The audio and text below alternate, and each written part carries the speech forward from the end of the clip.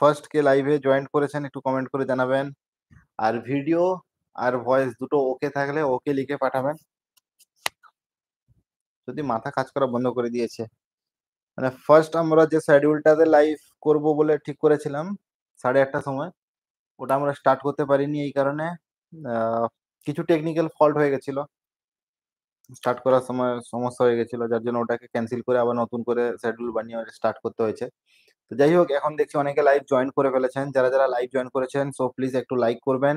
আর সবকিছু ওকে থাকলে কমসে কম ওকেটা কমসে কম লিখে বলে দাও যে ওকে, তাহলে আমি বুঝতে পারবো আর কে কোথা থেকে দেখছেন।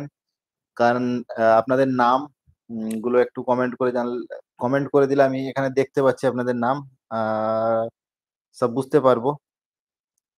সাদ্দাম রাজা, নাইস। সাদ্দাম রাজা, নাইস। ওকে ভাই, থ্যাংক ইউ ভাই। আচ্ছা, বুঝতে পেরে গেছি। Indian paper plate manufacturing all types, okay. Thank you ভাই।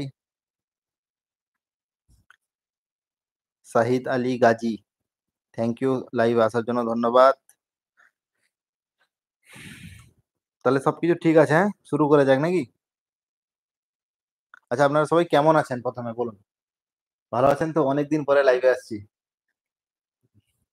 অনেকদিন পরে লাইভের আসার ওকে। সুরজিৎ মাইতি, থ্যাংক ইউ ভাই। দীপিন দাস, ওকে। আচ্ছা, অনেকে না লাইভে যে মাঝখানে কয়েকটা সপ্তাহ মাঝখানে কয়েকটা সপ্তাহ মানে ভালোই একটা মানে লং টাইম লাইভ আসা, আমি আসতে পারতাম না। কোথাও কোথাও বাইরে ফাইরে যে চলে যেতাম, মানে সপ্তাহে একটা দিনই ছুটি পেতাম, যেটা ফ্রাইডে। আহ ছুটি, ওই যে ফ্রাইডেটা আমরা কি করতাম, লাইভ করতাম।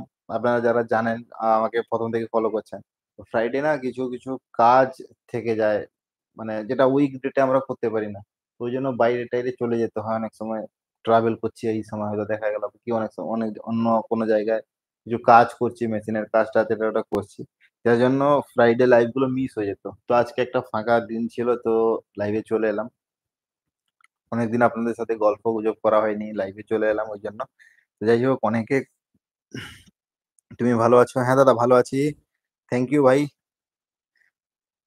আমি ভালো আছি। আপনারা কেমন আছেন একটু কমেন্ট করে জানাবেন। আচ্ছা, আপনাদের কমেন্ট গুলো কিন্তু আমি এখানে দেখতে পাচ্ছি। হ্যাঁ, আপনারা যা যা আপনাদের আজকে, আচ্ছা, কি টপিকস নিয়ে আজকে আমরা কথা বলবো একটু কমেন্ট করে জানাবেন। কোন কোন টপিকসে আপনাদের সাথে আজকে কথা বলি। আচ্ছা, এই যে এতজন লাইভে এসছেন, এতজনের মধ্যে কতজন বিজনেস করছেন, তারা একটু কমেন্ট করে জানাবেন, তাহলে আমরা বুঝতে পারবো কতজন বিজনেস করছেন। দাদা, আপনার দোকানটা কোথায়? আমার দোকান হচ্ছে কাঁথিতে দাদা। আর এস রাহুল, আর এস রাহুল 72। আমার দোকানটা হচ্ছে কাঁথিতে। দোকান বলতে এটা একটা ফ্যাক্টরির মতন রয়েছে, এখানে সবকিছু তৈরি করি আমি। তোমাকে আজ লাইভ দেখে অনেক খুশি হচ্ছে দাদা, থ্যাংক ইউ সো মাচ। পাপ্পান, বিশ্বাস। আপনাদেরকেও সাথে পেয়ে অনেক ভালো লাগছে, আপনাদের কমেন্ট গুলো দেখে খুব ভালো লাগছে। এই যে কমেন্ট দেখা বলা, এটা বহুত দিন একটা কালচারের বাইরে চলে গেছিল, বহুত মিস করছিলাম, কিন্তু সত্যি কথা বলতে আপনাদের প্রচুর মিস করছিলাম। আমি করি না। শেখ আহ, শেখ আফিজুল আমি করি না। আচ্ছা, কারা কারা করেন, একটু যারা করেন একটু কমেন্ট করে, মানে অলরেডি বিজনেস করছেন, যারা নতুন করবেন ভাবছেন তাদের, আহ, তারাও জানাবেন কমেন্ট করে। আর বেসিক্যালি যারা করছেন বা নতুন করবেন যারা, তারা কোন বিষয়ে জানতে চান। অনেকে ফোন করে বলেন যে দাদা লাইভে আর আপনি আসেন না, অনেক কিছু শিখতে পারতাম না, অনেক কিছু বলতেন আপনি লাইভে, অনেক কিছু জানতাম। তো তাদের উদ্দেশ্যে আজকে লাইভে আসা। আপনাদের অনেক কমেন্ট এসছে, খুব ভালো লাগছে আপনারা কমেন্ট করছেন। দাদা, আমি নতুন বিজনেস করতে চাই, আপনার দোকানে একবার আসতে পারি? কেন আসতে পারবেন না, অবশ্যই আসবে। বড় ভাই, তুমি পার্সোনাল কথা বলা ছিল, পরে একবার ফোন করে বলে নিও পার্সোনাল কথা যদি কিছু বলা থাকে। কলকাতাতে কবে ওপেন হবে? হ্যাঁ, ভালো কথা মনে করিয়েছেন। এই কি নাম, নূর আলম ভাই। নূর আলম ভাই, তোমাকে বলে রাখি, আজকে এখানে একটা খুশির খবর পেয়ে গেছি কলকাতা থেকে, বুঝলেন। আচ্ছা, ঘটনাটা কি হয়েছে আমি বলি। আমরা কলকাতাতে না যে জায়গাটায় বিজনেসটা আমরা করব বলে ঠিক করেছিলাম, আমার পুরো পরিকল্পনাটা আপনাদেরকে বলি। কোনদিনও বলিনি জিনিসটা কি ঘটেছিল আমার সাথে। আজকে আমি জিনিসটা একদম খুঁটিনাটি বলছি শুনুন। একদম ফার্স্ট যখন আমরা আ এই পেপার প্লেট ব্যবসাতে আসি বিজনেসে, আজ থেকে আ বেশ ভালো একটা ব্যাক এর কথা বলছি। মানে যতই কম করে হোক ১৩-১৪ বছরের আগেকার কথা থেকে স্টার্ট করছি। মানে খুব শর্ট এ বলবো এবং সংক্ষেপে বলে দেওয়ার চেষ্টা করছি। ভিডিওটা বড় করব না। আরো অনেক কিছু বলার আছে। এই টপিকস নিয়ে বেশি কথা বলব না। তখন যখন ব্যবসাটা শুরু করেছিলাম না, তখন আমরা কলকাতা আ বিভিন্ন জায়গা থেকে মেটেরিয়ালস গুলো কিনে নিয়ে আসতাম এবং মেশিনও ওইখান থেকে কলকাতা থেকে একটা হাওড়ার একটা উম জায়গায় মেশিন ওখান থেকে নিয়ে এসেছিলাম। তো যাই হোক ঠকেছি সেটা আলাদা বিষয়। সেটা নিয়ে বহুত কথা বলেছি। আজকে আর সেই বিষয়ে কথা বলছি না। তো যখন আমরা ওখান থেকে ব্যবসাটা শুরু করেছিলাম আর কলকাতার বিভিন্ন জায়গা থেকে মেটেরিয়ালস গুলো নিয়ে এসে আমরা মাল বানাতাম। তো যখন আমরা ওখানে মেটেরিয়ালস আনতে যেতাম, তখন আমার না মনের মধ্যে একটা ১ম থেকে না আমি কোনদিনও সত্যি কথা বলতে কোনদিনও চাকরির পিছনে না নিজের সময় এবং পয়সা নষ্ট করিনি। চাকরি করব এই আমার আশাও ছিল না, কোনদিনও স্বপ্নও দেখিনি যে চাকরি করব। বাট বাড়ির প্রেশারে, ফ্যামিলির প্রেশারে, বাবা-মায়ের প্রেশারে আ ২-১ টা ফর্মও মানে ভরেছিলাম। তখন তো পড়াশোনা করতাম, এইচএস দিতাম। এইচএস বা এরকম কলেজ লাইফে এরকম একটা সিচুয়েশন এ তখন বাবা-মার প্রেশারটা বেশি থাকে। তখন নিজের ইচ্ছা থাকলেও অনেক কিছু বাবা-মায়ের আ প্রেশারে করা যায় না বা বাবা-মা যে জিনিসটা চাইছে ওটাকে প্রায়োরিটি দিতে হতো। তো এইসব আম চক্করে ২-১ বার আ ফর্মও ভরেছিলাম। কোন দপ্তর তার মনে নেই। যাই হোক মোটামুটি ২-৪ টা জায়গায় ফর্ম ভরেছিলাম এবং ২-৪ টা জায়গায় ইন্টারভিউ বা আম আ ডিফেন্স লাইনে পরীক্ষা-টরীক্ষার জন্যও গেছিলাম। কারণ আমি ফিজিক্যালি খুব একটা অ্যাক্টিভ ছিলাম না। দৌড়ঝাঁপ এটা ওটা। এমনি নরমালি করতাম। মানে এই যে পুলিশ-টুলিশে যাওয়ার জন্য বা আর্মি-টার্মিতে যাওয়ার জন্য যে উম যারা প্র্যাকটিস-ট্যাকটিস করে ওগুলো কোনদিনও করতাম না। তো অফিসিয়াল কোনো কাজের যদি ভ্যাকেন্সি বেরোতো আমরা এপ্লাই করিয়েছিলাম। মানে বাবা-মা চাপে করে দিয়েছিলাম। গেছিলাম। মন থেকে কোনদিনও চাইনি যে আমার চাকরিটা হয়ে যাক। ব্যবসা কিন্তু আমার ১ম থেকে খুব আগ্রহ ছিল এবং ইচ্ছাও ছিল ব্যবসা। তো ওই মানে কলকাতাতে যখন আমরা মাল-টাল আনতে যেতাম না বিভিন্ন জায়গায়, তখন খুব একটা আ তখন থেকে মনে একটা স্বপ্ন গেঁথে গেছিল যে একদিন না একদিন কলকাতায় ব্যবসা করব। তো কখন করব, কিভাবে করব, কি করব সেটা জানতাম না। বাট মাথার একটা অংশে ওইটাকে আমি ঢুকিয়ে নিয়েছিলাম যে কলকাতায় আমি ব্যবসা করব। এবং ব্যবসাটা কোন প্যাটার্ন এ সাজাবো, কি করব ওগুলো সব আমরা ধীরে ধীরে ওগুলো সব ক্যালকুলেশন করে এবং সাজাতে থাকি জিনিসটাকে নিয়ে। তো এবার যখন আ কলকাতা যাওয়ার জন্য কলকাতায় একটা ব্রাঞ্চ করার জন্য বা একটা কাউন্টার করার জন্য যখন আমরা এখান থেকে সবকিছু ফিজিক্যালি, ফাইন্যান্সিয়ালি এবং আ সবকিছু দিক থেকে মেন্টালি দিক থেকে যখন প্রিপেয়ার হলাম, ফার্স্ট আমরা কলকাতায় গিয়ে একটা আ রেন্টেড শপ, একটা দোকান বা একটা অফিস ঘর টাইপের যদি এরকম কিছু পেতাম, ঐরকম একটা খোঁজাখুঁজি শুরু করলাম। তো খোঁজাখুঁজি করতে গিয়ে যেটা আল্টিমেটলি দেখলাম যে আ একটা মিনিমাম তো ৳৫,০০,০০০ র মিনিমাম একটা আ সিকিউরিটি ডিপোজিট মানি সবাই চাইছে। তারপরে একটু পশ এরিয়া হলে ২০,০০০-২৫,০০০ মান্থলি আ উম রেন্ট। আর একটু ভিতরের দিকে হলে ওটা ১০,০০০ থেকে ১৫,০০০ মানে ১০,০০০ ও খুব কম জায়গায় শুনেছি। ১৫,০০০ লাস্ট মনে হয়। মোটামুটি যেটা দেখতে পেলাম যে ১৫-২০,০০০ মান্থলি ভাড়া প্লাস একটা মান্থলি ওয়ান টাইম একটা ডিপোজিট যেটা ৳৫,০০,০০০ ওটা ডিপেন্ড করছে কোন এরিয়াতে নিচ্ছেন। কেউ ৫, কেউ ১০ এরকম একটা চাইছে সেলামি। তো আ আপনারা কিন্তু কমেন্ট কিন্তু করতে থাকুন। আপনারা কোন বিষয়ে জানতে চাইছেন, কি জানতে চাইছেন কমেন্ট করতে থাকুন। আমি কিন্তু আপনাদের প্রত্যেকটা কমেন্টের উত্তর দেব কিন্তু। হুম? আহ, তো যখন এইসব জিনিসগুলো খোঁজ করতে গিয়ে, আর ব্যাপারটা হচ্ছে দেখুন, একটা গ্রামের ছেলে কলকাতায় ব্যবসা করতে যাচ্ছে, মানে আমার তখন নলেজ এক প্রকার জিরো, জিরো নলেজ নিয়ে গেছি। তখন খোঁজ করতে গিয়ে যখন দেখলাম যে এখনো যে নলেজ খুব একটা বেশি করে ফেলেছি সেরকম না, বাট কিছু বুঝতে পেরেছি। তখন খোঁজ করে দেখলাম যে আহ, এই কন্ডিশন।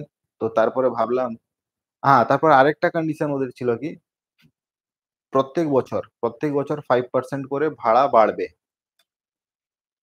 তো তখন ভাবলাম যে প্রত্যেক বছর 5% করে ভাড়া বাড়বে, একটা ব্যবসা একটা জায়গায় ওখানে গিয়ে বসে ব্যবসা বানিয়ে উঠতে সময় লেগে যাবে।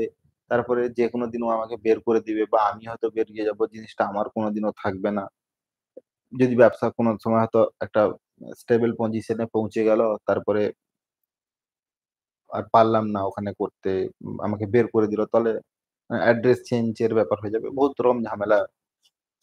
তো এইসব চিন্তা ভাবনা করে তখন ভাবলাম যে যদি একটা ফ্ল্যাট কেনা যায়, কারণ একটা ওই 700-800 স্কোয়ার ফিটের একটা 2 BHK কি 1 BHK একটা ফ্ল্যাট যদি নেই, আলটিমেটলি ওই ধরে চলুন একটা 5-7 লাখ টাকা 10 লাখ টাকা ডাউন পেমেন্ট করলে ফ্ল্যাট দিয়ে দিচ্ছে ব্যাংক ফাইন্যান্স করে।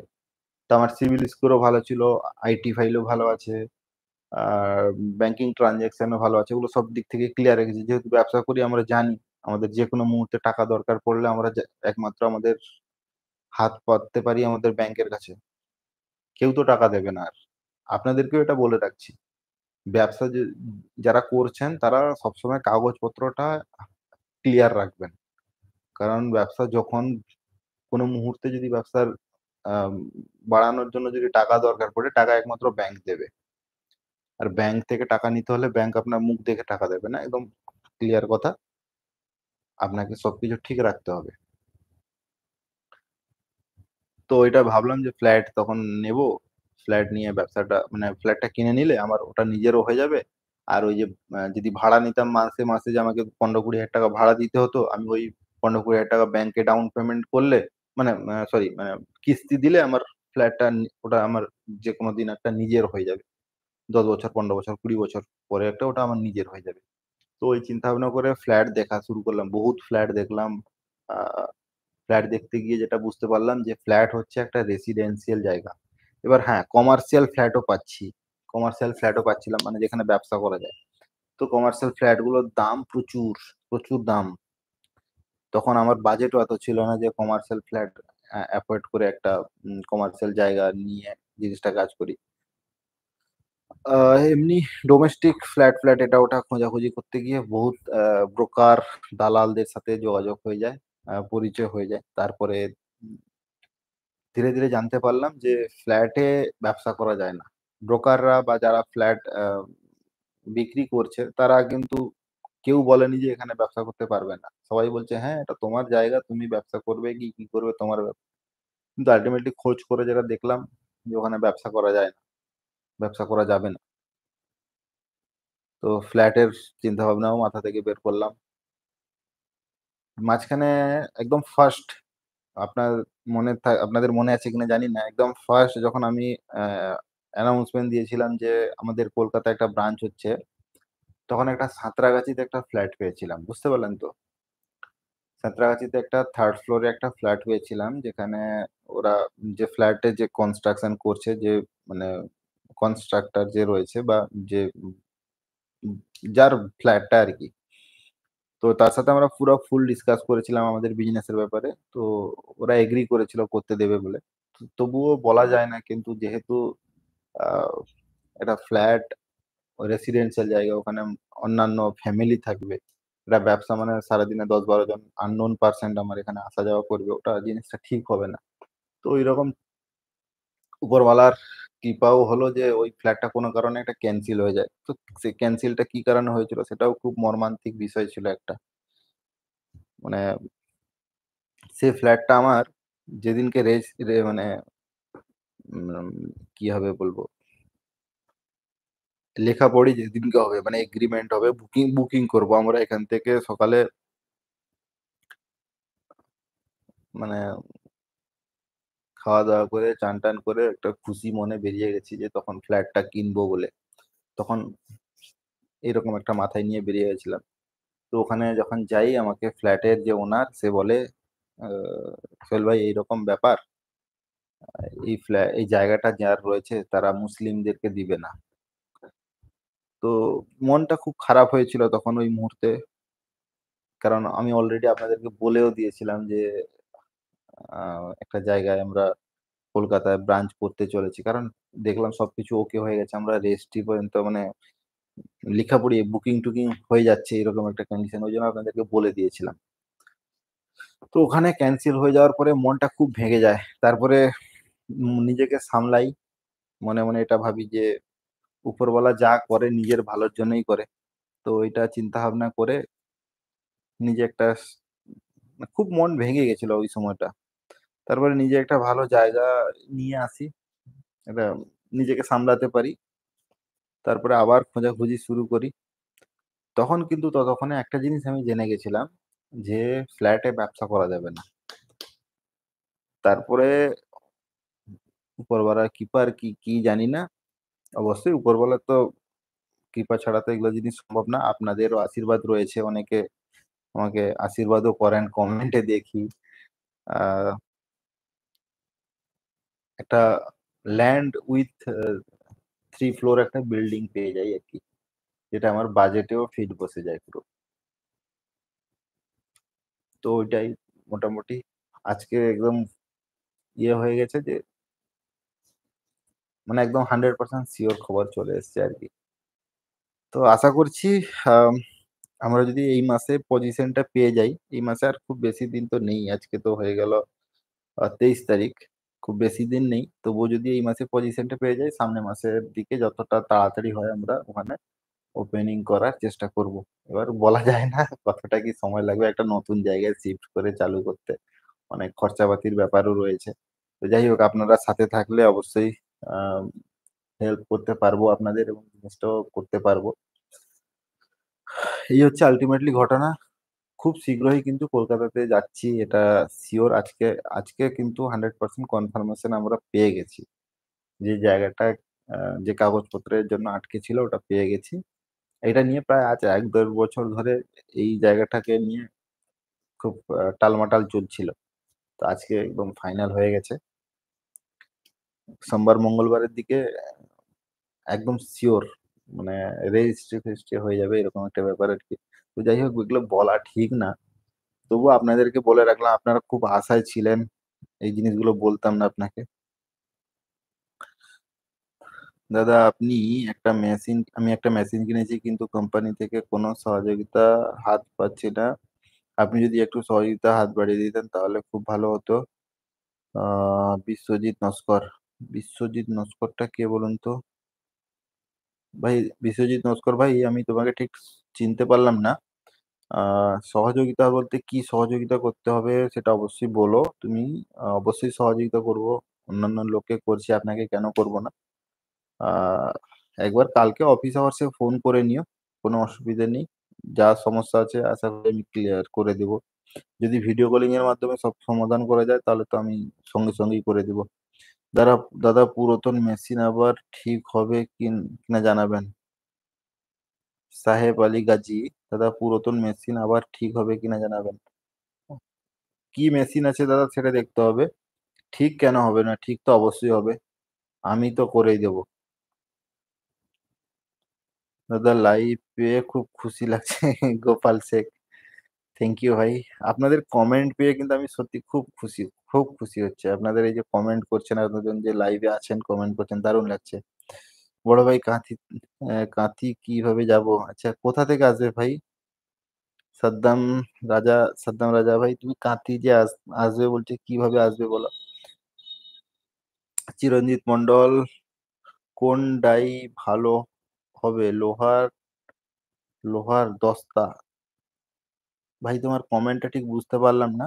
আমি যতটা বুঝতে পেরেছি যে কোন ডাইটা ভালো হবে, লোহার না ওই অ্যালুমিনিয়াম যেটা হয় সেটা কথা বলছো, তাই তো? দেখো ভাই, এই লোহার ডাই গুলো ভালো হয় অ্যালুমিনিয়ামের তুলনায়, ঠিক আছে? অ্যালুমিনিয়াম ডাইয়ের দাম একটু কম হয় আর লোহার ডাইয়ের দাম একটু বেশি হয়। দাদা পুরাতন হ্যাঁ, পুরাতন হাইড্রোলিক মেশিন আছে, ওটা নেওয়া ঠিক হবে কিনা? কেন ঠিক হবে না? যদি সেরকম কন্ডিশনে মেশিন থাকে, আর মেশিনের মেশিনটা যদি ঠিকঠাক থাকে, আর দামটাও যদি সেরকম ঠিক পেয়ে যাও, অবশ্যই ঠিক হবে। আমি তো এই মানে এই টপিকস নিয়ে একটা ভিডিও আপনাদেরকে বানিয়ে রেখেছি। যারা পুরাতন মেশিন কিনতে চাও, কোথাও হয়তো পুরাতন মেশিনের খোঁজ পেয়ে গেছো, হ্যাঁ, তো আপনারা মেশিনটা ভিজিট করুন, ভালো করে ফটো ভিডিও আপনি তুলে আমাদেরকে পাঠান। আমরা বলে দেবো মেশিনটা ঠিক আছে কিনা বা ওর অ্যাকচুয়াল ভ্যালু কত হতে পারে। আচ্ছা, মুর্শিদাবাদ ধুলিয়ান থেকে আসতে হলে, আপনি যদি কাঁথিতে আসতে চান তাহলে আপনাকে আহ, ওখান থেকে ডাইরেক্ট একটা ট্রেন, দীঘার একটা ট্রেন আছে, আপনি ও ট্রেন ধরতে পারেন। না হলে আপনি একদম সব থেকে সোজা জার্নি হবে, আপনি হাওড়া চলে আসবেন, হাওড়া বা ধর্মতলা। ওখান থেকে আপনি দীঘার জন্য যে কোনো বাস বা ট্রেন ধরলেই আপনার কাঁথি পেরিয়ে কিন্তু দীঘা যেতে হয়। ঠিক আছে। আচ্ছা, আহ, এবার মেন কথা যেটা হচ্ছে ব্যবসার ব্যাপারে কথা বলি। দেখুন, যারা ব্যবসা করছেন তাদের কে আর কি বলবো, তাদের, যারা অলরেডি ব্যবসা করছে তারা আরো ভালোভাবে ব্যবসা করো। আর যারা নতুন করতে চাইছেন তারা, এই যে আজকে একটা বিকালের কথা বলি, ঘটনা শুনুন। একজন ফোন করেছে যে দাদা আমি এই ব্যবসা করতে চাইছি, আমার পক্ষে ভালো হবে কিনা। এই সব প্রশ্নের উত্তরগুলো কেউ দিতে পারবে না। আপনি ব্যবসা করবেন, আপনার পক্ষে ভালো হবে কিনা আমি কি করে উত্তর দিতে পারি বলুন তো? যেটা এই প্রশ্ন যদি আপনাকেও জিজ্ঞেস করা হয়, আপনারা কি উত্তর দিতে পারবেন আপনার ব্যবসাটা ভালো হবে কিনা? তো উম, দেখুন, ব্যবসা কিন্তু কারোর কপি করে ব্যবসা করা যায় না, এটা মাথায় রাখবেন। কারোর দেখে, আমার কাকার ছেলে, জেঠুর ছেলে, মামার ছেলে, পাশের বাড়ি, ওই আমার গ্রামের অমুক ছেলে এই ব্যবসা করছে তো আমিও নেমে পড়ি, এরকম না। ব্যবসা এমন একটা জিনিস না, আপনার মন থেকে আসতে হবে। আপনি কাজ বাজ পাচ্ছেন না, চাকরি বাকরি করে ছুটাছুটি করার পরে আহ চাকরি বাকরি পেলাম না, তো কিছু একটা করতে হবে, ব্যবসায় নেমে পড়লাম। এইভাবে হুটপাট করা যায় না, ব্যবসা একটা মন থেকে আসতে হয়। মানে ভালোবাসতে হবে প্রথমে। আপনার ফার্স্ট প্রায়োরিটি যদি ব্যবসা থাকে, তাহলে আপনি যে এনি হাও ব্যবসাটাকে কিন্তু কি করে বের করে নেবেন খুঁজে পাবেন না। আর ব্যবসা এমন একটা জিনিস, আপনাকে 24 ঘন্টা মাথায় আপনাকে ওই জিনিসটা নিয়ে চিন্তা ভাবনা করতে হবে, তবে গিয়ে আপনি ইউনিক কিছু করতে পারবেন। আমি একটা আহ, কথাটা বলা ঠিক হবে কিনা জানি না। না, না, বলবো না। কথাটা বলবো না, কারণ এসব কথা প্রাইভেটলি বলাটাই ভালো। আপনি জানতে চাইলে, মানে একটা মার্কেটিং একটা বিশাল টিপস গুলো আছে, আমি দিয়ে থাকি অন্য লোকজনকে, ভাবছিলাম আজকে বলবো, কিন্তু না, এটা বলাটা কি হবে জানেন তো, মানে মার্কেটটা খারাপ করে দেবে, মার্কেটটাকে খারাপ করে দেবে। হ্যাঁ, আমি কিছু হিন্টস দিয়ে দিতে পারি আপনাকে, কিন্তু যারা ব্যবসা করছেন বা যারা নতুন করবেন বলে ভাবছেন, দুজনের ক্ষেত্রেই একই কথাটা কাজ করবে। ইউনিক, ইউনিক কিছু ভাবতে হবে, সোজা কথা। পেপার প্লেট বিজনেস এমন একটা বিজনেস, যে বিজনেসে আপনি লস বলে কোনো জিনিস দেখাতে পারবেন না। কথা বুঝতে পারলেন? ওটা কোনো জিনিস দেখাতে পারবেন না। কারণ এর যে প্রোডাক্ট, এটা মানে নষ্ট হয়ে যাওয়া, পচে যাওয়া, গলে যাওয়া, এক্সপায়ারি ডেট কিছু নেই এর। আজকে না হলে 2 মাস পরেও বিক্রি করে দিয়ে যেতে পারে। মার্কেটে ডিমান্ড আছে, মার্কেটে প্রচুর ডিমান্ড আছে মানে। আর এটা এমন একটা জিনিস, মানুষ একবার ব্যবহার করে আরেকবার ব্যবহার করতে চাইলে আবার ওকে কিনতে হবে। একবার ব্যবহার করে একবার কিনে নিয়ে সারা জীবন ওকে ব্যবহার করতে পারবেন না। এবার এই জিনিসের উপরে আমরা ইউনিকনেসটা কি করছি আজকের ডেটে? অনেকে পেপার প্লেট ব্যবসা করছেন, তুমি নিজেকে প্রশ্ন করো, নিজে নিজেকে বলছো যে আমি ব্যবসা করছি কিন্তু কোথাও কিছু দেখতে পাচ্ছি না, কিছু গ্রোথ দেখতে পাচ্ছি না। বা অনেকে বলে আমার সেল নেই, সেল হচ্ছে না। তুমি ইউনিকনেসটা কি করেছো এমন? আমাকে উত্তর দাও দেখি। বলতে পারবে? বা নিজেকে প্রশ্ন করো তুমি। তুমি যেভাবে প্যাকেজিং করছো, ওইভাবে বাকি সব লোক প্যাকেজিং করছে। তুমি যে মালগুলো বানাচ্ছ, ওইভাবে বাকি সব লোক ওই মালগুলো বানাচ্ছে। তাহলে তোমার মধ্যে তাদের মধ্যে ডিফারেন্সটা কি আছে? কোন ডিফারেন্স নেই। তো মার্কেটে তো ঘুন পিসার মতন জিনিসটা ঘটবে। ইউনিকনেস বহুত কিছু আইডিয়া আছে, বহুত আইডিয়া আছে যেটা মার্কেট থেকে একটু আলাদা করা যায়। তো এই জিনিস আইডিয়া গুলো আমি কিন্তু মানে যেহেতু আমি একটা ব্যবসায়ী, আমি জিনিসটা বুঝি। জিনিসটা পাবলিকলি বললে কি ঘটবে? ওইজন্য সিরিয়াস ব্যক্তি যারা রয়েছে, যারা এখানে আসে আমার সাথে কথা বলতে চায়, যারা এখানে এসে কষ্ট করে আসে, তাদেরকে আমরা টিপস দিয়ে থাকি। তারা ওইভাবে কাজ করে এবং ভালো জায়গায় বানাতে পারে।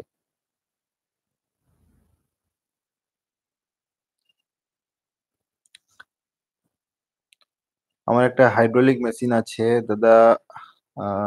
কোম্পানি থেকে বলা ছিল যে চপ্পল তৈরি করার পর হোলসেল দেওয়ার কথা ছিল,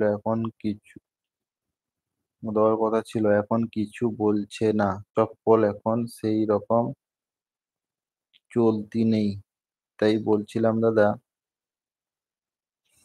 এই যে ভুলগুলো করে না, এই যে বিশ্বজিৎ নস্কর ভাই, এই জিনিসগুলো মানে মার্কেটে কত, মানে কত যে লোক কত রকম বৃত্তান্ত নিয়ে যে মানে কাজ করছে বলা মুশকিল আছে। সবসময় বারবার চিৎকার করে করে বলেছি আমি, অফার, হোলসেলার, রিটেলার দিয়ে দেবে, এইগুলো ধান্দাবাজি লোক আছে। এইগুলো যারা বলে না, তারা কিছু মতলব নিয়ে আপনার সাথে কথা বলছে। জলজ্যান্ত উদাহরণ দেখুন না এখানে। এই তো এই বিশ্বজিৎ বাবুকে বলেছিল চপ্পল কিনে নিবে, এখন কিছু বলছে না। দেখো এটারও বিশাল একটা হিস্ট্রি আছে চপ্পলের। আমার একটা কাস্টমার আছে, আমি বলছি শুনুন ঘটনাটা। ঘটনা বলতে বাস্তব কথা বলছি, শুনুন। সে শুধু চপ্পল বানায়, পেপার প্লেটটা বানায় না। পেপার প্লেট বানানোর জন্য মেশিন নিয়েছিল। শুরু করেছিল পেপার প্লেট থেকে। পেপার প্লেট আর চপ্পল দুটোই বানাতো। তো ধীরে ধীরে মার্কেটে একটা ইউনিকনেস নিয়ে আসে। কি নিয়ে আসে? তো চপ্পল প্রথমে কি করতো জানেন? চপ্পল বানাতো ওর এমনি একটা ছোট মোটো কাউন্টারের মতন ছিল, ওই কাউন্টারে ওইখানে ও চপ্পল রাখতো।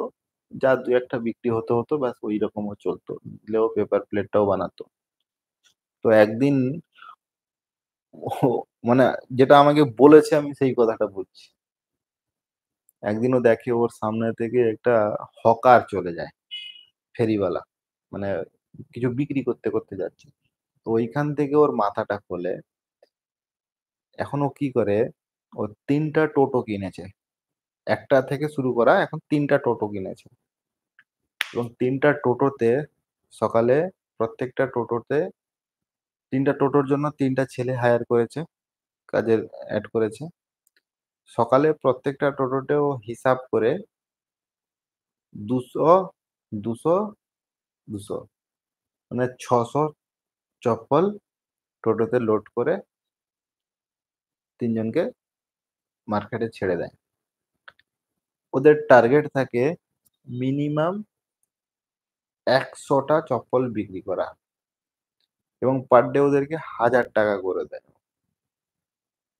তুমি 100টা চপ্পল যদি সকাল 9টার সময় তুমি বেরোলে, 10টার সময় যদি তুমি বিক্রি করে দাও, তুমি ঘর চলে এসো।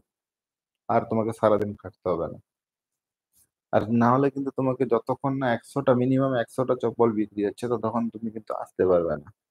আর বলে নাকি এক একদিন 250, 300 মানে আরামসে বিক্রি হয়ে যায়। আবার মাঝখানে দুপুরবেলা এসে আবার নিয়ে যেতে হয়, এমন ঘটনা। তোর মোটামুটি ওই 100টার উপরে টার্গেট রাখে। এবার আপনি চিন্তা করুন, একটা চপ্পলে যদি ও 20 টাকা করেও রাখে, তাহলে আপনি হিসাব করুন, সারাদিনে 3টা গাড়িতেও 300 চপ্পল বিক্রি করছে। 20 টাকা করে রাখলে কত হচ্ছে? 6,000 টাকা। এবার ও 3 জনকে 3,000 টাকা দিচ্ছে। 3,000 টাকা ও নিট লাভ, ঘরে বসে কিছু করতে হচ্ছে না, খালি ইনভেস্টমেন্ট করেছে, মাথা খাটিয়েছে। কথা বুঝতে পেরেছেন?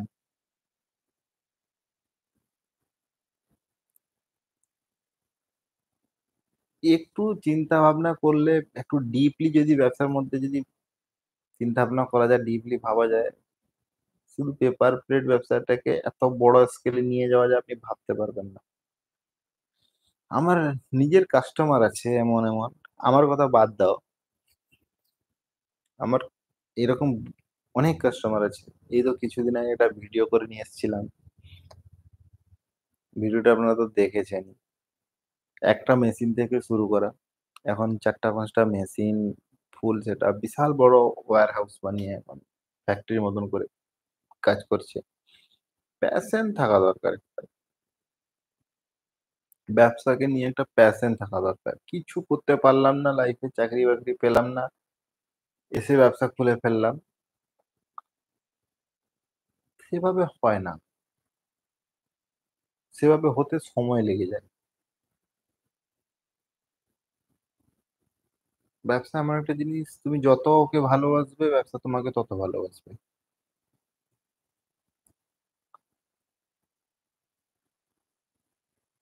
এমন একটা ব্যবসা, এমন একটা জিনিস।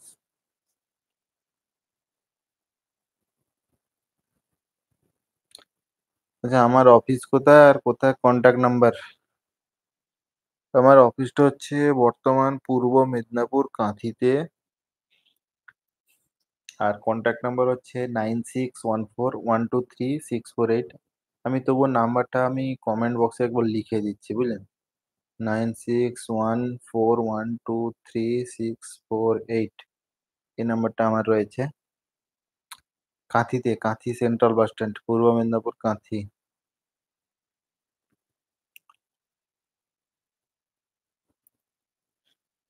আচ্ছা, মার্কেটিং, ব্যবসা মানে একটা জিনিস মাথায় রাখবেন, বিক্রি। ঠিক আছে? বিজনেস মানেই বিক্রি। বিক্রি যদি না করতে পারেন, আপনার দ্বারা ব্যবসা হবে না। একটা আ যেকোনো ব্যবসার আপনি কথা ভাবুন না কেন, যেকোনো ব্যবসা, এনি বিজনেস। কেউ প্রোডাক্ট বিক্রি করছে, কেউ সময় বিক্রি করছে, কেউ এক্সপেরিয়েন্স বিক্রি করছে। কিছু না কিছু তো বিক্রি করছে। সেটাকেই ব্যবসা বলে। কিছু জিনিস আপনি ৳২ দামের জিনিস পারচেজ করলেন ৳২, ওটাকে ৳৩ বিক্রি করা। মাঝখানে যে ৳১ থাকলো ওটাই হচ্ছে ব্যবসা।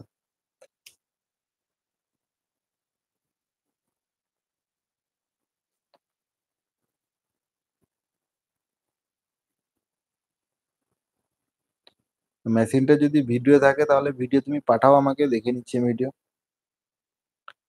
আমার এই নাম্বারে হোয়াটসঅ্যাপ রয়েছে। যে নাম্বারটা দিয়েছি ওই নাম্বারে হোয়াটসঅ্যাপ রয়েছে। আর এই মুহূর্তে ফোন করবেন, আমি ফোন থেকেই লাইভটা করছি। আমি ফোন তুলতে পারব না। এই মুহূর্তে যদি কেউ ফোন করছে, ফোন কেটে দাও, ফোন করো না। ফোন তুলতে পারব না। পরে লাইভের পরে ফোন করো, নাহলে কালকে ফোন করো। অসুবিধা নেই।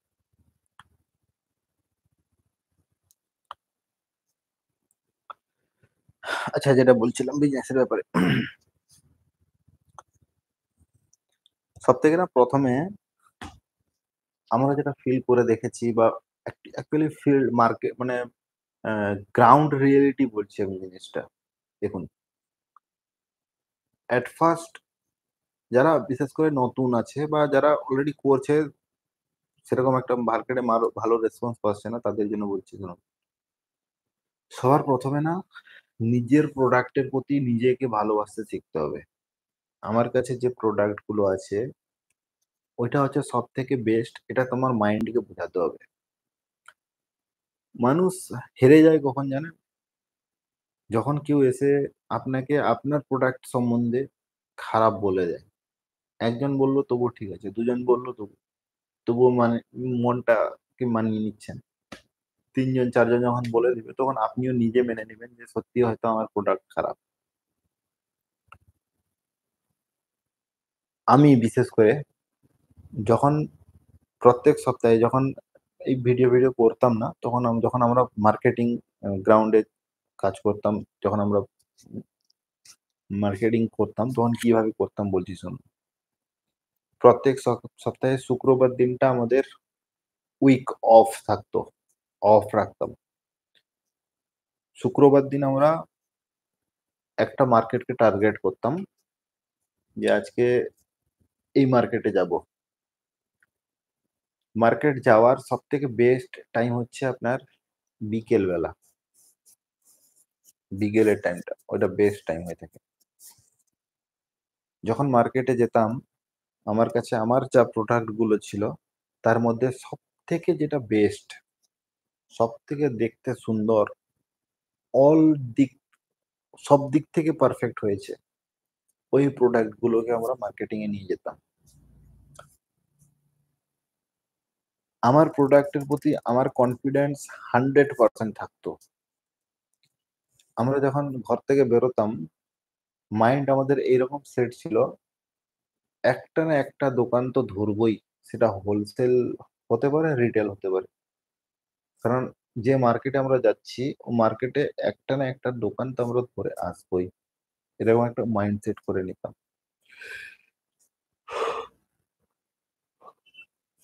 সরি, একা একা বসে গল্প করতে তো ঘুম চলে আসছে। তো এরকম একটা মাইন্ড সেট করে নিয়ে না আমরা বেরিয়ে যেতাম। এবং এটাও জানতাম, যদি 10টা দোকানের সাথে কথা বলি, 8টা দোকানদার তো আমাকে নাই বলবে, তোমার প্রোডাক্ট ভালো না, খারাপ, এটা ওটা। আমি যেখানে বসে কথা বলছি না, আমার সামনে এখানে একটা অ্যাডভার্টাইজমেন্ট বোর্ড আছে, ওখানে পানিপুরি বা ফুচকার ছবিটা আছে। ওইটার দিকে তাকাচ্ছি আর জিভ থেকে জল চলে আসছে। আমি ভাবছি যে লাইফটা শেষ করে গিয়ে কমসে কম একটা 10 টাকার দুটো খানি পানিপুরি খেয়ে আসি, মানে সামনে পড়ে আছে তো, মানে শুধু ওইটার দিকেই নজর চলে যাচ্ছে বারবার। ওইখানে সামনে রাখা রয়েছে, লাইফের শেষের দিকে দেখাবো। তো নিজের প্রোডাক্টের প্রতি নিজেকে কনফিডেন্স একদম 100% হতে হবে, এবং প্রথম থেকে মাইন্ডসেট এটাই বানিয়ে নিতে হবে যে 10টা দোকানকে আমি যদি অ্যাপ্রোচ দেই, 8টা দোকানদার ধরো আমাকে নাই বলবে। এবার অনেকের ঘটে কি, যেটা প্র্যাকটিক্যাল, আমাদের সাথে প্রথম যেটা হতো, 1 নম্বর দোকানদারের কাছে যখন গেলাম তখন আমাদের ভেতরে যে পজিটিভ এনার্জিটা কাজ করতো, যে অ্যাক্টিভনেস নিয়ে আমরা কথা বলতাম, ও যখন না বলে দিল, তখন কিন্তু ওই এনার্জি লেভেলটা সেকেন্ড আমরা যখন দোকানে ভিজিট করতে গেলাম, ওই মাপের তো দিতে পারলাম না। কারণ এক জায়গা থেকে যখন রিজেকশন পেয়ে যাই, এরকম করে একটা দুটো তিনটা দোকানের কাছে যখন রিজেক্ট পেয়ে যাই, তারপরে যখন দোকানদারের কাছে যেতেও অনেকের ইচ্ছা করে না, ঘর পালিয়ে আসে। আবার যদিও যায়, অতটা কনফিডেন্স লুজ করে ফেলে তো তখন। এইটাকে নিজেকে বহুত কন্ট্রোল করতে হবে। কনফিডেন্স লুজ হয়ে যায় এই কারণে, যেহেতু এটা নিজের প্রোডাক্ট। এই জিনিসটা যদি আপনি কোনো কোম্পানির আন্ডারে কাজ করতেন, আপনাকে মার্কেটিং এ পাঠিয়েছে, আপনার তখন এই কনফিডেন্স লেভেলটা লুজ হতো না। কেন জানেন? তখন আপনার যায় আসে যায়, এরকম একটা ব্যাপার, মানে বিক্রি হলেও ভালো, না হলেও ভালো, এরকম একটা ব্যাপার হয়ে যেত। এখন কিন্তু বিক্রি না হলে নিজের মনের মধ্যে অনেক নেগেটিভ কথাবার্তা চলে আসে। আমি ঠকে গেলাম, এই ব্যবসায়, বাজে ব্যবসা, আমার দ্বারা হবে না। এইরকম চিন্তা ভাবনা মাথায় বহুত রকম। আমি তো 2-একটা ওয়ার্ড বললাম। এরকম বহুত চিন্তা ভাবনা মাথায় ঢুকবে আপনার। অনেকে, এবার এর মধ্যে যদি আপনি এটাকে মানে মাইন্ডটাকে যদি বুঝিয়ে দেন যে সত্যি আমি ঠকে গেছি বা আমার দ্বারা হবে না, তাহলে কোনো বাবুর ক্ষমতা নেই আপনাকে ব্যবসায় দাঁড় করিয়ে দেওয়ার। কোনো কারোর ক্ষমতা নেই দুনিয়াতে। যতক্ষণ না আপনি আপনার মাইন্ডকে নিজেকে বোঝাতে পারবেন যে না, সব ঠিক হচ্ছে, আমি যেটা করছি ঠিক করছি।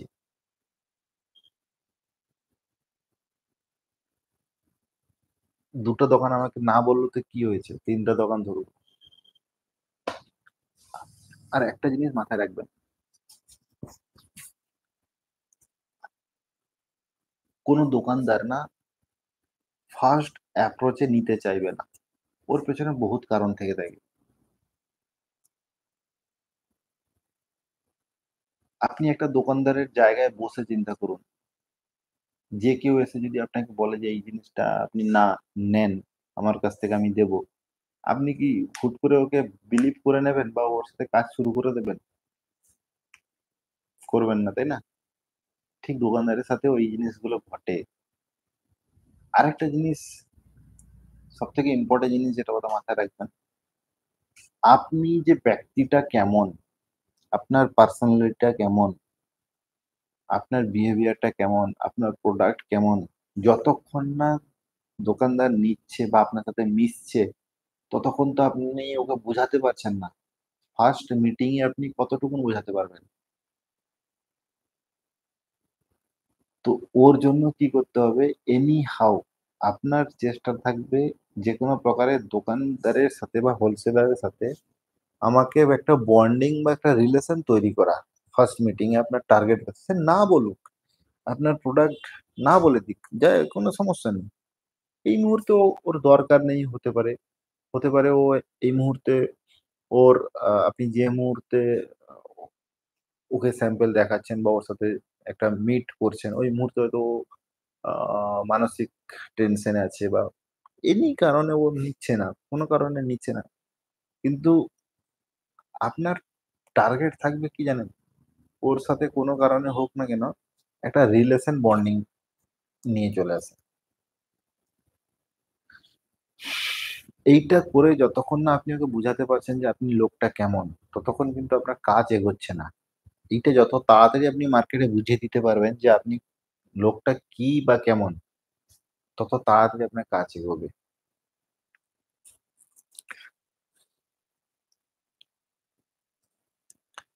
মেইনলি হচ্ছে এই বিজনেস যারা নতুন করবে বলে ভাবছেন তাদেরকে একটু আটকে দেই আমি এখন। ফার্স্ট অফ অল কোনো জায়গায় আ টাকা পয়সা ইনভেস্ট করার আগে, কোনো জায়গায়, সে আমার কাছে আসতে হবে এমন কোনো কথা নেই। তুমি যেখানেই যাও না কেন, টাকা পয়সা ইনভেস্ট করার আগে তোমার ফার্স্ট কাজ হবে মার্কেট সার্ভে করা। তোমার যে এরিয়ার যে মার্কেট আছে, ওই মার্কেটটাকে একটু ভালো করে সার্ভে করে নাও। মার্কেট সার্ভে করলে তুমি কি, কি জিনিস জানতে পারবে। ১ নম্বর জিনিস হচ্ছে তোমার মার্কেটে তুমি ছাড়া এই নিয়ে আর কে চিন্তা ভাবনা করছে বা অলরেডি করে ফেলেছে। এই জিনিসটা জেনে যাবে। দ্বিতীয়ত হচ্ছে, যদি কেউ অলরেডি করছে, তার সাথে তুমি ভিজিট করো এবং মার্কেটে কোন, কোন কোয়ালিটি চলছে, ওগুলো তো করতেই হবে। প্লাস ওর সাথে তোমাকে ইউনিক জিনিস কি করতে পারো, ওগুলো নিয়ে তোমাকে ভাবতে হবে। কথা বুঝতে পারলেন? এই জিনিসগুলো মার্কেট সার্ভে করে জিনিসটা জানতে পারবে। এবং আল্টিমেটলি আমার কথার বলার উদ্দেশ্য হচ্ছে মার্কেটে একটু ঘোরাঘুরি করে একটু জানাশোনা ২-৪ টা দোকানের সাথে কথা বললে আপনি এটা বুঝতে পেরে যাবেন যে পজিটিভ না নেগেটিভ।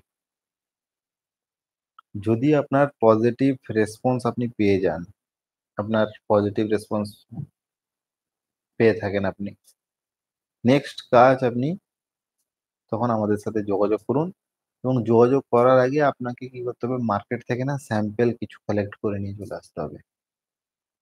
তাহলে কথা বলতে অনেক সুবিধা হবে। এই ফোন করে ভুলভাল প্রশ্ন না জিজ্ঞেস করা থেকে ডাইরেক্ট চলে আসা অনেক বেস্ট, যদি সিরিয়াস থেকে থাকো। যে ফোন করে জিজ্ঞেস করে দাদা ১ কিলোতে কত পিস উঠবে? ১ কেজির দাম কত? এই প্রশ্নের উত্তরটা আমি কি এক্স্যাক্টলি দেবো আমি সত্যি কথা বলতে জানি না। কিন্তু এই প্রশ্নগুলো সারাদিনে কমসে কম ১৫০ খানা প্রশ্ন আমি পাচ্ছি আপনাদের কাছ থেকে। আপনি এখন যদি আমাকে জিজ্ঞেস করেন যে, "দাদা ১ কিলোতে কত মাল উঠছে?" আরে ভাই ১ কিলোতে কোন মালটার কথা বলবো? কোন সাইজের কথা বলবো আপনাকে? জিনিসটা তো আপনাকে জানতে হবে। একটা ১২ ইঞ্চির যে প্লেট হয়, এই যে দেখুন ১২ ইঞ্চির যে প্লেট,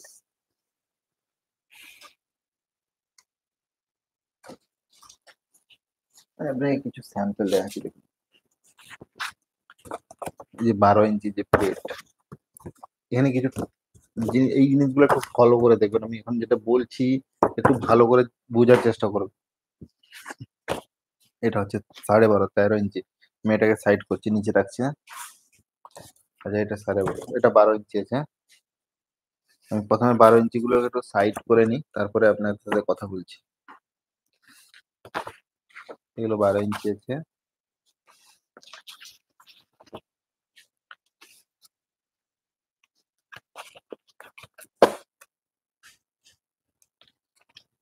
এটা ১৩ আছে। ১৩ আইটেম গুলো দেখেছেন কত সুন্দর, সুন্দর আইটেম। এগুলো ডিজাইন, এগুলো যেটা ১২.৫ ইঞ্চি যেটাকে বলা হয়। এগুলো কিন্তু আইটিসি কাগজ, হ্যাঁ? আমি ১৩ গুলো সাইডে রাখছি, নিচে রাখছি। এই যে ১৩ ডিজাইন দেখুন। ১৩ দেখেছেন? এটা ১২। আমি এখানে রাখলাম। এটাও ১২। এটা ১৩, এটা ১২। এটা যাই হোক, যেগুলো নিয়েছি তার সেইগুলোর উপরে কথা বলি। সবার ১ম এ না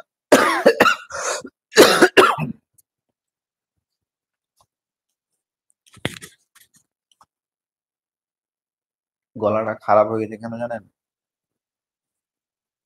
এখন যে ওই যে গোল, গোল একটা আঙ্গুর পাওয়া যায় না? সেই আঙ্গুরে এক প্রকার ওরা কেমিক্যাল মেশায়, একটা পাউডার টাইপের একটা কেমিক্যাল মেশায়। আমি ওই আঙ্গুরটা খেয়ে নিয়েছিলাম আরকি। যবে থেকে খেয়েছি তারপর থেকে আমিও খেয়েছি, আমার মেয়েও খেয়েছে, আর আমার মিসেসও খেয়েছিল। ৩ জনের গলা খারাপ তারপর থেকে।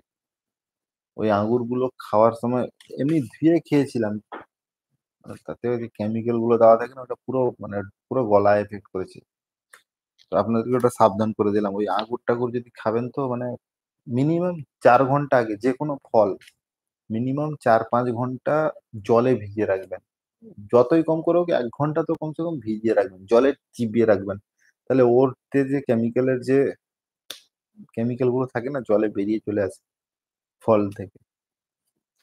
তো যাই হোক, টপিকসে আসছি। আচ্ছা, এইটা হচ্ছে শালপাতা। ঠিক আছে? ১২ ইঞ্চি এটাকে আমরা বলে থাকি।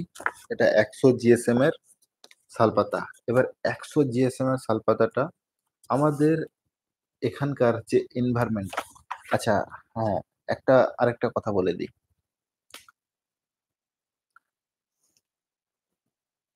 আমি এর আগে একটা ভিডিও করেছিলাম শিলিগুড়ি সাইডে, ওদিকে মাথাভাঙা, আ কান ফাটা মাথাভাঙা ওই আলিপুরদুয়ার সাইডে।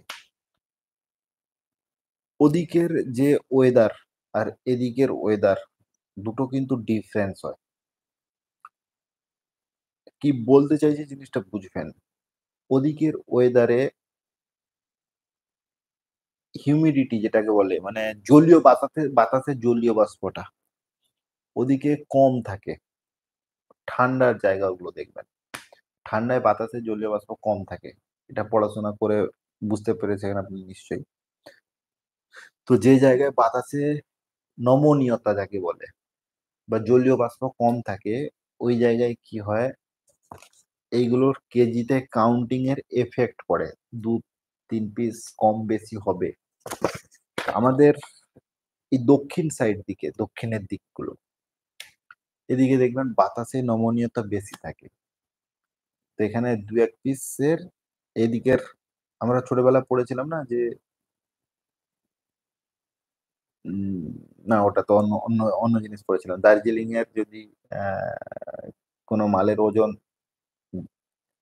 আহ, আর আমাদের সমুদ্র পৃষ্ঠের তলদেশের ওজন একই হয় না, কিন্তু নমনীয়তা কম বেশি হওয়ার জন্য বাতাসে, যেহেতু কাগজ খুব সহজে বাতাস থেকে নমনীয়তাটাকে অ্যাবজর্ব করে নেয়, ওই জন্য কাগজের ওজনের অনেক আহ, দু চার পিসের ডিফারেন্স আপনি এরিয়া ওয়াইজ আপনি পেতে পারেন। তো এবার এই কাঁথি কলকাতা বা হাওড়া, বাঁকুড়া, বর্ধমান, মুর্শিদাবাদ এইসব জায়গায় কোনো ডিফারেন্স দেখতে পাবে না, একটা বাল্ক ডিস্টেন্সের উপরে।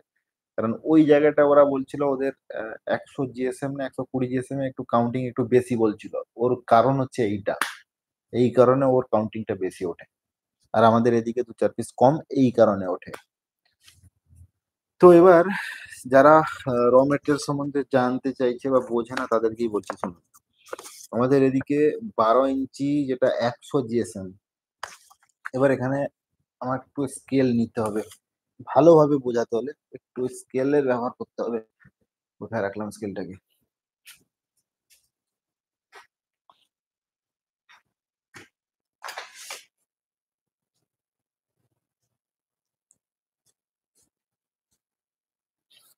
আচ্ছা, আমার কাছে যে স্কেলটা আছে এটা হচ্ছে 12 ইঞ্চি স্কেল, ঠিক আছে? আচ্ছা, এই স্কেলটা দিয়ে এরকম একটা স্কেল বা ইঞ্চি টেপ হলে হবে। এখানে একটা জিনিস খালি চোখে যদি বোঝা যায়, আমি ওটা প্রথমে বুঝিয়ে দিই। দেখুন এখানে আহ, কতটা বুঝতে পারছেন জানি না, সামনে সামনে দিয়ে আমি কিন্তু নিচের দিকটা আমি সমান করে নিয়েছি, হ্যাঁ? এই দিকটা আমার সমান, দেখুন দেখা যাচ্ছে সমান। আচ্ছা, আমি এই দিকটা টিপে ধরলাম, ঠিক আছে? দিয়ে আমি উপরের দিকটা, ঠিক এর উপরের দিকটা দেখাচ্ছি, দেখুন এটা কিন্তু একটু ছোট বড় ছোট বড় ছোট বড় মনে হচ্ছে না? বোঝাই তো যাচ্ছে, আমি তো এখানে বুঝতে পারছি। এর কারণ কি জানেন? এর কারণটা হচ্ছে এই যে কাটিংটা, সার্কেলটা, এই সার্কেলটা কেউ 11.75 কাটছে, কেউ 11.60 কাটছে, কেউ 11.65 কাটছে, কেউ 11.50 কাটছে। এই লজিক যতক্ষণ না আপনি বুঝতে পারবেন ততক্ষণ কিন্তু আপনি মার্কেটে একটা ভালো কম্পিটিশনের সম্মুখীন হতে হবে আপনাকে রেট নিয়ে। এই জিনিসটা বুঝে গেলে আপনি আরামসে মার্কেট ক্র্যাক করতে পারবেন। আর এটা যত তাড়াতাড়ি আপনি বুঝতে পারবেন তত তাড়াতাড়ি বিজনেস আপনি এগিয়ে নিয়ে যেতে পারবেন। কি করছি জিনিসটা ফলো করবেন। আমি এই পেপারটাকে নিয়ে মাঝ বরাবর ভাঁজ করলাম। এবার আপনি মার্কেটে গিয়ে নিশ্চয়ই এই পেপার পাবেন না, তৈরি করা মাল পাবেন। নো টেনশন, কোনো চিন্তা নেই, তৈরি করা মালই নিয়ে ওটাকে ভালো করে সোজা করে নেবেন। সোজা করে নিয়ে মাঝখান বরাবর এইভাবে ভাঁজ করবেন, এইভাবে ভাঁজটা করে নেবেন, ঠিক আছে? এবার এখানে ইঞ্চি টেপটা নিয়ে আপনি এখানে বসিয়ে দেখবেন ইঞ্চি টেপটাকে, এটা কত ইঞ্চি হচ্ছে।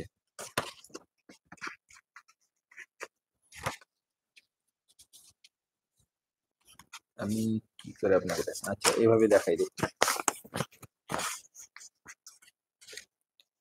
জানি না আপনি বুঝতে পারবেন কি না, তবু আমি আপনাকে দেখানোর চেষ্টা করবো, হ্যাঁ?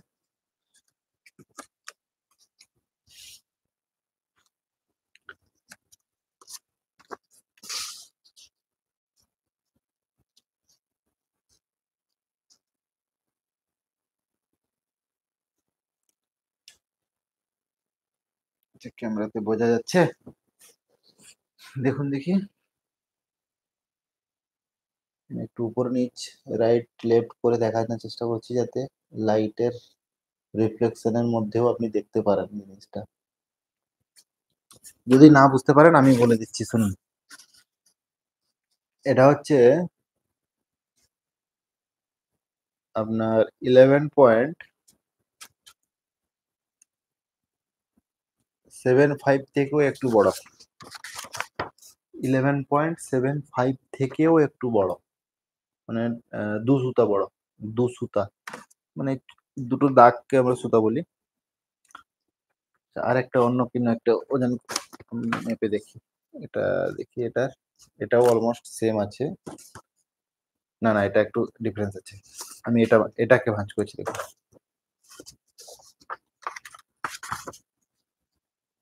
এইভাবে মাঝ বরাবর ভাঁজ করলাম।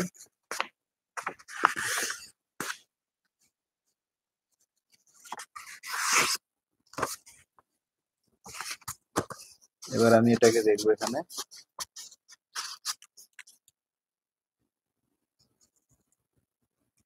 এটা হচ্ছে 11.75। 11.75।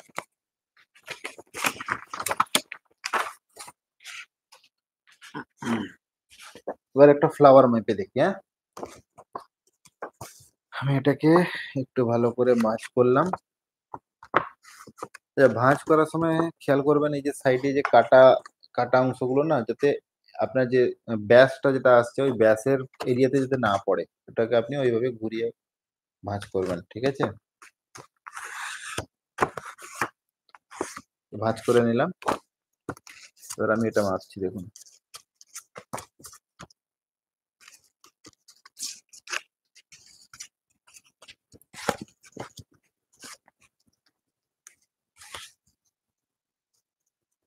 এটা দেখুন 11.50 থেকে একটু বেশি।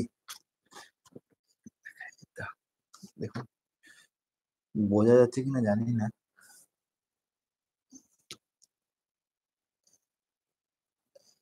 এইটা হচ্ছে 11.5। একটু ভালো করে দেখাচ্ছি।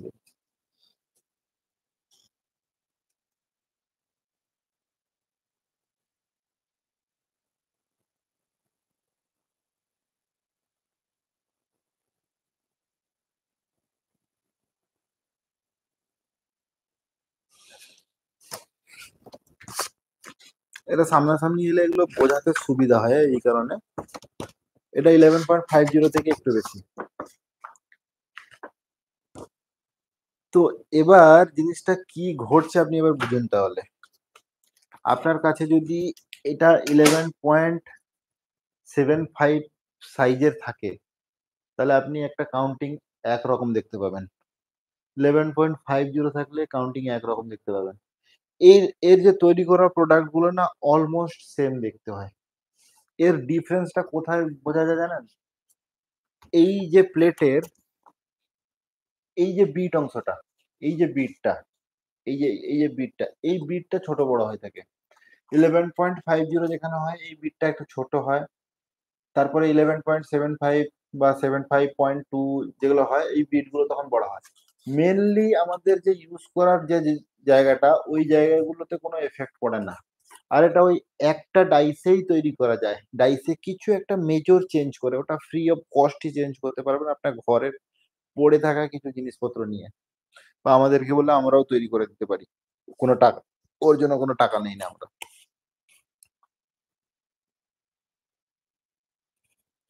তো এবার আপনি যদি এই কাগজটা যদি আপনি ধরুন আপনি কিনে নিয়ে গেলেন 11.75 এ, যে জানে না তাকে অলরেডি সবাই ওইটাই ধরিয়ে দেয়, 11.75 প্লেট ধরিয়ে দেয়।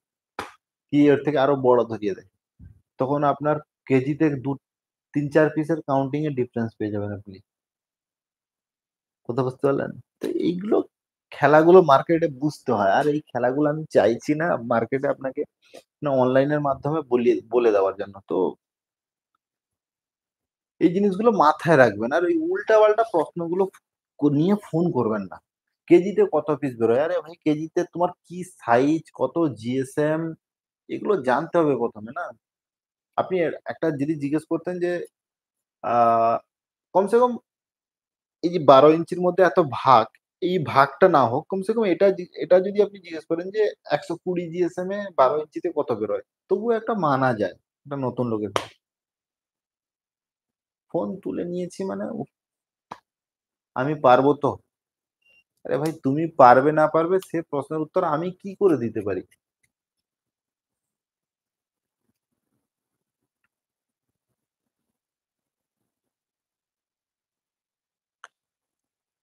খুব সুন্দর বোঝাচ্ছেন দাদা। দাদা আপনার কাছে কি র মেটেরিয়ালস পাওয়া যায়? আমার মেইনলি র মেটেরিয়ালস এরই বিজনেস। র মেটেরিয়ালস আর মেশিন এই দুটোর বিজনেস।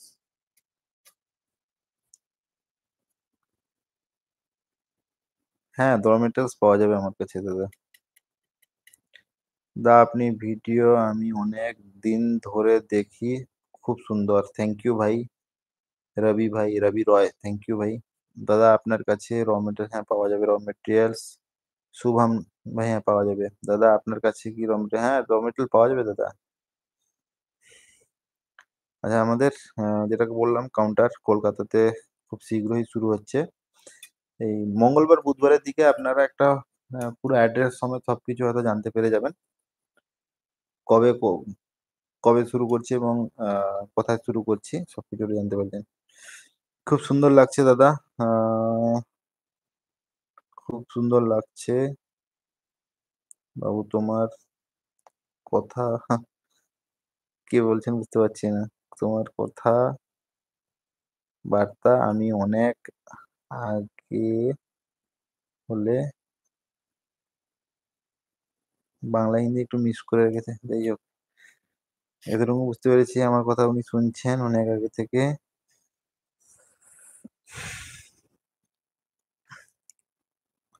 फातिमा रहमान, अच्छा। खूब सु, खूब सुंदर लग रहा, अच्छा हिंदी में लिखे थे ना। তোমরা কথা বল,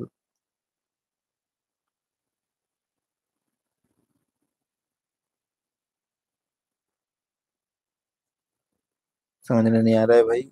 फातिमा जी, आपका क्या कमेंट है? या हिंदी में पूरा लिखिए या बंगाली में लिखिए, ट्रांसलेट करके लिखिए। যাই হোক, লাইভটা কেমন হয়েছে, এখান থেকে কিছু শিখতে পেরেছেন কিনা অবশ্যই কমেন্ট করে জানাবেন। যাওয়ার সময় একটা কথা বলে রাখি, আহ, এই যারা যারা এখন মার্কেটে বহুত রকম ভাবে ফ্রড চালাচ্ছে অনেকে, যারা বলছে যে হোলসেলার, রিটেলার, ডিস্ট্রিবিউটার হেন তেন এগুলো দিয়ে দেবে, এসব জায়গা থেকে দূরে থাকবে। আহ, ব্যবসা যদি করতে হয় নিজের দমে যদি করতে পারবে, নিজে যদি সবকিছু করতে পারবে, তাহলে ব্যবসাটাকে নিয়ে চিন্তা ভাবনা করো বা ব্যবসাটাকে নিয়ে মানে এগাও। আর নচেত ওই কেউ করে দেবে, কেউ তোমাকে রিটেলার হোলসেলার হেন তেন ও দিয়ে দেবে, ওইসব চক্করে যাও না। ওগুলো তোমার তাহলে সর্বনাশের রাস্তায় ওটা দেখতে পাবে। মানে ওগুলো অ্যাকচুয়ালি বাস্তবে এক্সিস্ট করে না, আফুয়া কথা ওগুলো, সোজা কথা। ওগুলো ঠকবাজ লোকেদের কাজ ওগুলো, বুঝতে পারলেন? নিজে সবকিছু করতে পারবেন, তাহলে আপনি ব্যবসায় এগোন। এবার হ্যাঁ, আমরা তাহলে কি করতে পারি? আমরা আপনাকে গাইড করব। আমাদের আমরা একটা জিনিস মাথায় গেঁথে নাও, আমরা এই যে আজকে যা দেখছো আমাকে, যে জায়গাটাতে, এই জায়গাটা কিন্তু আমরা রাতারাতি পেয়ে যাইনি।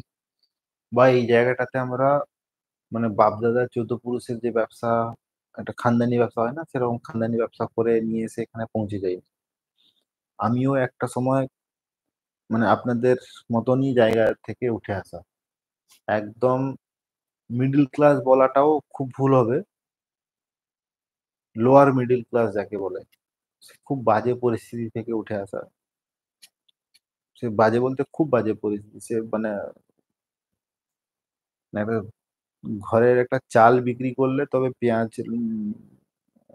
লঙ্কা পেঁয়াজ কিনে ভাত দিয়ে খেতাম, এইরকম একটা পরিস্থিতি। ঘরে পাশে একটু ফাঁকা জায়গা ছিল, ওখানে বেগুন চারা লাগাচ্ছিলাম, বেগুন চারটা বেগুন ভেঙে নিয়ে গিয়ে মার্কেটে দিলে কিছু টাকা দিত, ওখান থেকে ডাল কিনে নিয়ে এসে ডাল ভাত রান্না হতো। তো ওগুলো নিয়ে আর বেকার আলোচনা করতে চাই না। খুব বাজে পরিস্থিতি থেকে উঠে আসা। তো এই যে জার্নিটা, আমাদের এই যে লাইফের জার্নি, আজ একদম ছোট্ট, একদম গ্রাউন্ড লেভেল থেকে শুরু করে আজকে এই জায়গাটায় এসে পৌঁছানো, প্রচুর স্ট্রাগল করতে হয়েছে, প্রচুর স্ট্রাগল করতে হয়েছে। এই জিনিসগুলো আমরা আপনাকে সাপোর্ট দিতে পারি, আমি আপনাকে রাস্তা দেখাবো। আমার লাইফে ঘটে যাওয়া জিনিসগুলোকে মাথায় রেখে মার্কেটিং আপনাকে করাতে শেখাবো। কি করে মার্কেটিং করবেন, কিভাবে আপনি আপনার প্রোডাক্টটাকে সেল করবেন, মাল কি করে বিক্রি করবেন, এগুলো আমরা আপনাকে শেখাবো। আমরা আপনার মাল বিক্রি করে দিতে পারবো না। সিম্পলি একটু ভাবুন না, যদি আমি বলি থাকি আজকে আপনাকে যে আপনি আমার কাছ থেকে মেশিন নিলে আমরা আপনাকে হোলসেলার, রিটেলার বা আপনার মাল কিনে নেব, তাহলে কেন আপনাকে আমি মাঝখানে কেন জড়াতে যাব? কথা বুঝতে পারলেন? বা ধরো যে বাঁকুড়া থেকে দেখছে, কি যে বর্ধমান থেকে দেখছে, বা যে মালদা থেকে দেখছে, বা যে মুর্শিদাবাদ থেকে দেখছে, তাদেরকে এরকম বলা হচ্ছে আপনার এরিয়াতে দুটো হোলসেলার দিয়ে দেওয়া হবে। এগুলো হচ্ছে ফাউ কথাবার্তা। মানে মেশিন বিক্রি করার জন্য বলা এগুলো। আপনার এরিয়াতে যদি হোলসেলার রিটেলারের সাথে যদি আমার কন্টাক্ট থাকতো, তো মাঝখানে কেন আমি আপনাকে 1 টাকা হলেও কেন কমিশন দিতে যাব? আমি এখানে আরো 10টা ছেলে বাড়াবো, 10টা মেশিন বসাবো, মাল তৈরি করব। আরে ভাই, এমনিতে তো তুমি আমার কাছ থেকে এখান থেকে ট্রান্সপোর্টে করে মাল নিয়ে গিয়ে মাল বানিয়ে তুমি তো মানে দিবে বলছো। তো ওই জিনিসটা আমি এখানে বানিয়ে ডাইরেক্ট পাঠাই ওকে হোলসেলারকে। বুদ্ধি খাটায় না মানুষের, না চিন্তা ভাবনা ওইখানে স্টপ করে যায়।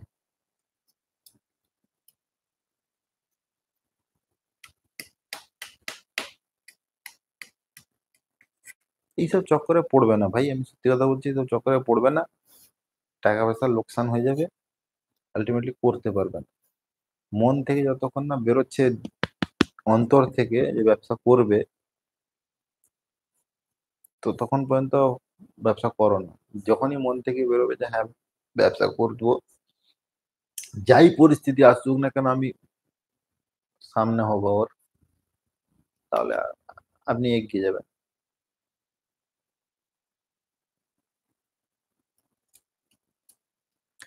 দাদা, আমি এখানে ব্যবসা করতে বসিনি যে র মেটেরিয়াল পাওয়া যায় হেন তেন। আমি লাইভ এসেছি আপনাদের সাথে কথা বলতে, আপনাদের সাথে জিনিসগুলো শেয়ার করতে এসেছি।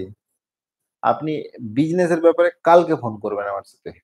যারা র মেটেরিয়াল হেন তেন মেশিন টেশিনের জন্য মানে কমেন্ট টমেন্ট করছেন, তাদেরকে বলে দিই সবই পাবেন, কিন্তু আজকে এই বিষয় নিয়ে ডিসকাস করবেন না, কালকে এই বিষয় নিয়ে ডিসকাস করবেন। কালকে আমাকে ফোন করবেন, আমার মোবাইল নাম্বারটা আমি কমেন্টে দিয়ে দিয়েছিলাম, আরেকবার দিয়ে দিচ্ছি।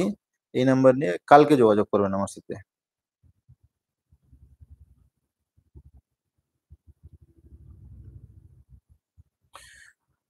আমার নাম্বারটা 9614123648। আর র মেটেরিয়ালস এর জন্য ফোন করবেন, ওটা আমার ভাইয়ের নাম্বার, 7098242129। এই নাম্বারে যোগাযোগ করবেন। র মেটেরিয়ালস এর জন্য আমাকে ফোন করবেন না, কারণ রেট ফেট আমি আহ, এই মুহূর্তে আপডেট নেই, কারণ ওকে দায়িত্ব দেওয়া আছে, ও দেখে র মেটেরিয়ালসটা। যাই হোক, বহুত দেরিও হয়ে গেল, প্রায় 10টা বাজতে যায়। আপনারা এতক্ষণ যে লাইভে আছেন খুব ভালো লাগছে, আপনাদের কমেন্ট দেখেও খুব ভালো লাগছিল। এরকম নেক্সট কোনো একটা লাইভে আমরা বেশ একটা ভালো টপিকস নিয়ে একটা আসবো। আজকে ওইটা নিয়ে আলোচনা করছি না। এরপরে যখন লাইভে আসবো আমরা বলতে পারবো না আগামী শুক্রবার লাইভে আসতে পারবো কিনা। যদি লাইভে আসছি, একটা ভালো টপিকস মাথায় এসছে, ওই টপিক নিয়ে আলোচনা করব, খুব কাজে লাগবে জিনিসটা। লাইভটা অ্যাটেন্ড করার চেষ্টা করবেন। আজকের জন্য এখানে শেষ করছি। আবার এমনি তো ভিডিওতে দেখা হবে। নেক্সট কবে লাইভে, কোন লাইভে দেখা হয় দেখা যাক। আচ্ছা, নেক্সট লাইভটা আমরা চেষ্টা করব ভিডিও কলিং এর মাধ্যমে লাইভ করার, যদি সময় পাই। ঠিক আছে? যারা যারা ভিডিও কলিং এর মাধ্যমে লাইভ জয়েন করতে চাইবেন, তাদেরকে আমরা লিংক পাঠিয়ে দেব। লিংক পাঠালে আপনিও, এখন ভিডিওতে যেমন আপনি আমাকে দেখছেন, আপনাদেরও ফটো আসবে তেমনি। যারা যারা লাইভ, নেক্সট লাইভে আমরা এইভাবে করব। তো এখন এখানে শেষ করছি নাকি? Tata, good night. দেখা হচ্ছে অন্য কোনো একটা ভিডিওতে।